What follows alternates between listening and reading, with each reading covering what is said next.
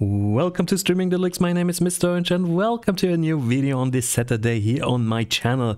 And my friends, today we talk about a very interesting topic. So the question is, are games too expensive? And if games are too expensive, how do you best allocate your money for games?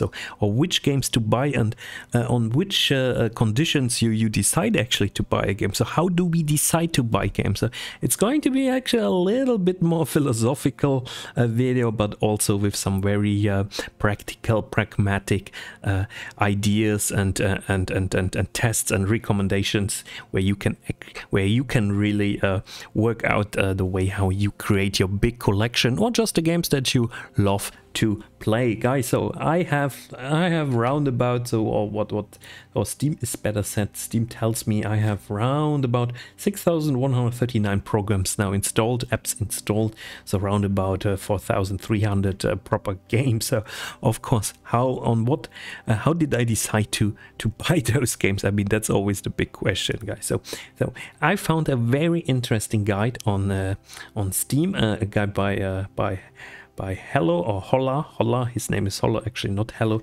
He wrote it in German and it's now translated here in English, and I thought he has some very interesting ideas there I want to share with you. So all kudos go to Holla, to my Steam friend Holla. So thank you very much for letting me use also your guide for this video. I think that's extremely useful. So subjective orientation, how to buy games. And the too long to read is, if you want to buy a game, then stick to the following formula. He says, for every euro you spend, you should have at least 1 hour of game time. And this is something I always applied myself in my gaming career. It was always when I was thinking like, okay, is this game costing now 30 euros? Then I at least want to play 30 hours with this game. But the question is not so easy, because we have different forms of games. So we have AAA games, we have maybe AA games or not so good games, then we have games that are different priced nowadays. So for example, if you think about a Square Enix game, which is like priced 80 euros, or you have a game that's priced at only 20 euros when it comes out, then we have a lot of indie games that are also less priced, but sometimes give also a lot of time actually for the money that you're paying. And then we have games where people would say, yeah, there may be a bit, excuse me for this, to say it's a little bit more trashy.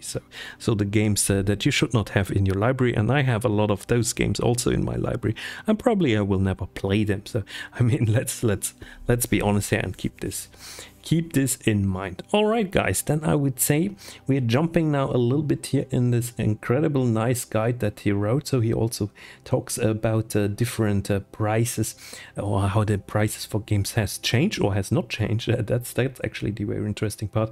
So he refers to the German page like golem.de, and on golem.de they're asking the question, if games are too cheap. So we're turning it around. So we say, no, it's not a question if they are too expensive, but maybe games are nowadays too cheap. So, and then there's written, personally, I think the trend that games are currently becoming more expensive is long overdue.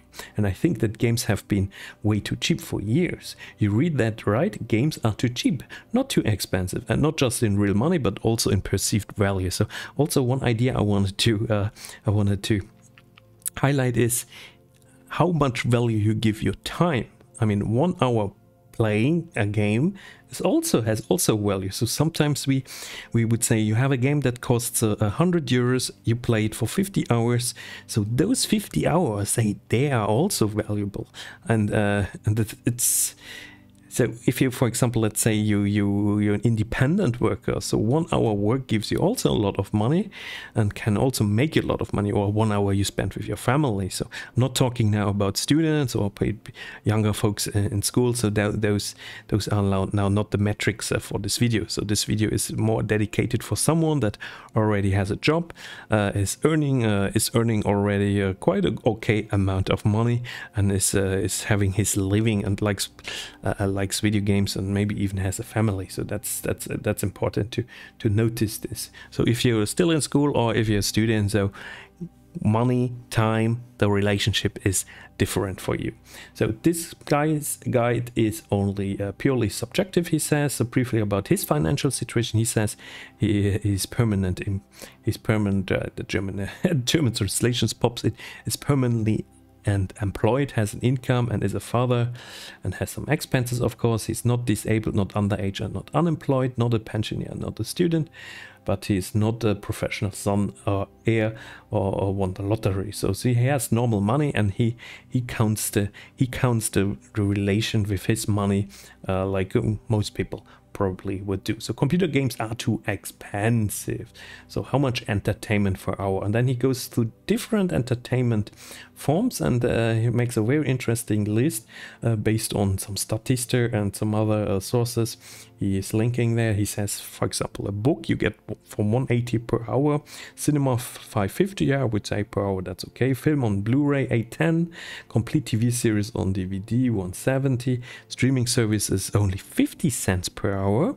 That's interesting. And dining in a restaurant, well, that's a little bit cheap, and no one sits actually in a restaurant for 1 hour, I would say. So 720 per hour. So gym €3 per hour. But gym, on the other hand, also has some health benefits, and dining in the restaurant, well, you already ate.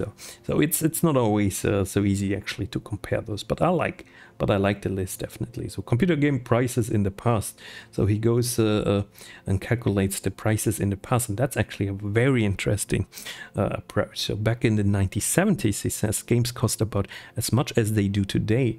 In 1986, for example, you had to shell out 120 Deutsche Mark, the equivalent of €61, for a fresh original version of the C64 role-playing game Tales of the Unknown, which adjusted for inflation corresponds to almost €123, he calculates. So old VCS modules in the late 70s were in a similar price range. So that's true. I remember I was paying like 120 Deutsche Mark. I was paying for a Super Nintendo game, so around about €60 also. I mean, this was like that, and we didn't buy so many games back in the days.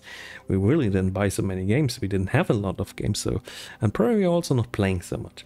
Even in the years that followed, the price remained relatively stable, he writes. For example, the price for the PC version of the classic Secret of Monkey Island was 100 D-Mark, so 56 to €51. Yeah, there we have to also admit that at this time a lot of people were copying those games. A lot of people that played on the PC, for example, were not really buying those games, but console gamers were paying a lot. So in comparison, the average price of a game on Steam is negligible, is his statement. So the average price for a game is now under $8. No wonder, because the proportion of the so-called indies in the new release of games on Steam has been constant at 95% for years. These experts then start with their products at the low price point and sell their newcomer for less than $20. So during a sale, the price then even gets cheaper. So a game is worth €1 for every hour of play. So I like this because I adapted this or used this, applied this for myself for many years, and then I started with my YouTube channel and I got thousands of games for free. So then obviously time was more the issue, and not really buying those games. So I still buy some games, and I still buy big games, and for those games I still try to apply this magic rule of €1 for 1 hour of gaming. So, and I thought he also makes a very interesting list. Makes a sub-classification, and this is very good because he starts to get a little bit more in detail. So he says an indie game, for example, for him is €75 per hour, and AA game is then only 50 cents per hour, and the so-called trash games is then €0 per hour. So because then his hour is more valuable than the money he would spend. So I would say indie games 75 cents. I would not go and say an indie game is now less worth for an hour, because I would still calculate my leisure time activity of 1 hour. Also, I would also price this. So if I play a game for 1 hour, if I play a game for 10 hours, I'm not doing something else. So, but maybe I would do another entertainment, maybe I would do something for my health, etc. So, but of course this goes too far. But I think I like the idea, but I would personally not for myself now apply this idea of 75 cents per hour for an indie game. So AAA games, voila. So I'm sure that I'll play this game for at least 50 hours, he says, then it's worth 50 euros to me. But if I'm unsure whether I really like the gameplay, for example, or whether I even have the motivation to play the game in terms of time, I put it on my wish list and wait for a sale. So that's a very smart approach to then do this calculation in the sale and maybe also correct my subjective €1 per hour calculation downward. So then it's on sale, you get it for 30 euros, and then, for example, I buy mostly games for 30 euros. I don't buy games for 60 euros because I know it's already a lot. If I would play them for 30 euros and if I really like them, sure, then it's great, but yeah, therefore only 30 euros. So that's my subjective way, and he has a similar approach, and that's I think it's so cool to see that someone else has the similar approach than yourself. So indie games are games from independent developers or smaller in scope that don't have the behind the AAA games in terms of story, gameplay, etc. Here he says, as I said, so one value of €1 to 50 cents per hour of playing time, but I'm also looking at the possibility of buying the game at the current full price, since I may have to contact the developer or want to support them. So he says for supporting reason you can buy them, maybe also for full price. Nevertheless, I would probably not pay 50 euros for a game in this category and plan on a more realistic price of around 20 euros. And this is also an interesting point, because sometimes would I pay now for Hades 2 50 euros for the new indie game Hades 2? I would probably not pay 50 euros. I would also wait for sale. But is it worse now than another AAA game? So why are we only paying this kind of money for AAA games?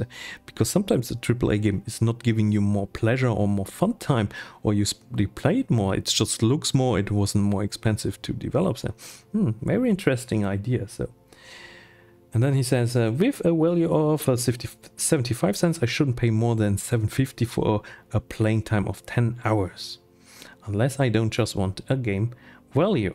So such games are also worth buying in a sale if the discount is at least 25%. It's, as I said, it's starting to get a little bit more difficult. And AA games, he says, or DLC, smaller development studio that I've enjoyed playing in the past or would like to play more. Here I play, he values with 50 cents, so I'm sure that I play this title for at least 20 hours, then it is also worth 10 euros for him. So if you're not sure, I recommend waiting for a discount. So of course, always recommend to wait for a discount. So B games, junk games here, he says, so they're simply not worth your money and you shouldn't play them. But yeah, of course, we also have a lot of those games.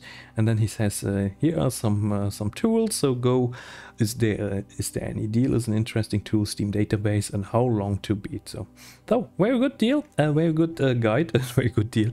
I'm not selling here anything.